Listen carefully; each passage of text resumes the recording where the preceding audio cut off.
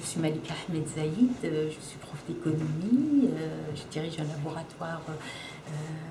réforme économique et dynamique locale à l'université Mouloud Mabri de Tizi Ouzou et je travaille sur l'évaluation des politiques publiques et le management des services publics locaux. Le contenu de ma leçon d'aujourd'hui à la Fondation de l'Ambiente a porté sur les services publics locaux dans l'espace nord-africain, avec des exemples sur les pays de l'Afrique du Nord, l'Algérie, le Maroc et la Tunisie. Je me suis efforcée d'abord de brosser un tableau du legs, de l'héritage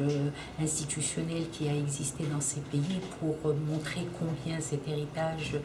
est lourd et centralisateur et jacobin et qu'il ne laisse pas place aux collectivités territoriales pour prendre en charge la production de leurs services publics locaux et la gestion plus exactement de leurs services publics locaux. Mais malgré tout, même dans ces textes d'essence coloniale qui ont aussi évolué au fil des indépendances, de nombreuses formes de délégation de services publics sont mises en place, mais qui ne sont pas suffisamment visitées par les collectivités locales. J'ai essayé donc de montrer un peu la qualité de ces services publics locaux et fondamentalement depuis le processus de régulation qui est en cours à la suite donc du processus de Washington, du processus d'ouverture des marchés, donc de mondialisation et d'ouverture des marchés. Comment est-ce que l'Algérie, mais la Tunisie et le Maroc aussi ont intégré ce processus à travers les lois qui ont été produites, les lois et textes d'application, les lois décrets, où nous avons donc mis en place de tout cet arsenal institutionnel pour encadrer les services publics locaux, les services publics d'une manière générale, les services publics locaux, mais j'ai aussi montré combien tout ceci a ses limites, parce qu'il y a donc un processus de retour, notamment depuis la crise financière mondiale, vers le tout public, même si déjà les procédés qui existaient n'ont pas tous été suffisamment investis. J'ai aussi montré combien il y a une diversité entre les pays, puisque entre l'Algérie qui a la manne pétrolière et des ressources importantes pour prendre en charge la production des services publics et leur gestion, et d'autres pays qui recourent à d'autres moyens financiers. Donc en Algérie, on va avoir une très grande présence de l'État et où tout est centralisé, tout vient du centre, et donc les financements sont publics, alors qu'en Tunisie et au Maroc, on va trouver d'autres moyens de financer tout cela par d'autres sources financières. J'ai essayé de montrer également comment est-ce que les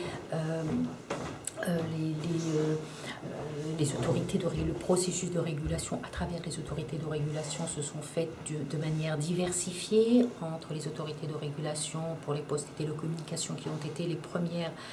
qui a été la première à être mise en place, et jusqu'à l'autorité de régulation des transports. Nous allons passer d'une autorité qui est placée à côté de la présidence de la République pour l'autorité de régulation des postes et télécommunications, pour passer en 2005 à l'autorité de régulation de l'eau qui sera placée sous tutelle qui est un établissement public placé sous tutelle du ministère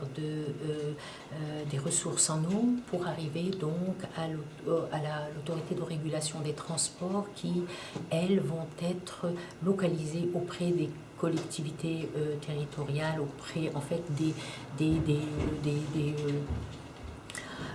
départements, des wilayats, chez nous on appelle wilayat, pour montrer un peu comment ce processus de régulation qui s'est mis en place est en train de s'installer, mais avec à différentes vitesses. Alors bien sûr, j'ai aussi mis l'accent sur le fait que ces autorités de régulation ne sont pas, il y a très peu de saisines de ces autorités de régulation, et donc en substance, même si dans le système de régulation en Afrique du Nord, nous suivons un peu tout ce qui se passe dans le monde par le biais de ces autorités de régulation, et avec tout ce qui est accompagné, les textes sur la concurrence, les textes sur la transparence, en fait tout ce qui accompagne la régulation, mais il y a très peu de saisines de ces agences et de ces autorités plus exactement, et donc leur effectivité, elle reste encore limitée. J'ai aussi mis l'accent sur les problèmes de gouvernance parce que les consommateurs, les usagers de l'eau et autres services publics locaux, assainissement, eau, assainissement, transport, etc., ne sont pas réellement impliqués, même si dans les textes il y a une place pour ces acteurs-là, mais dans les faits il y a une très faible implication parce que ce sont les pouvoirs publics qui, notamment en Algérie, qui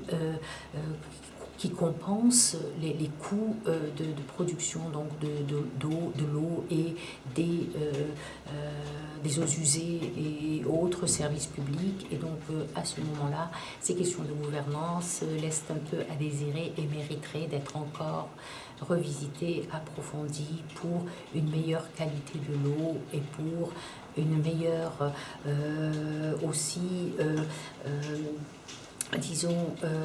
disposition des moyens, parce qu'en Algérie, il y a de l'eau,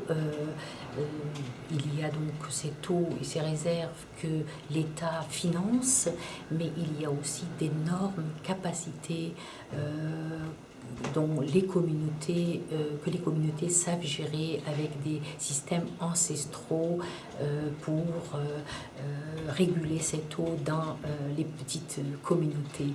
Voilà donc en substance, et ça a été un très grand plaisir pour moi d'intervenir dans le cadre de cette école de Turin naissante.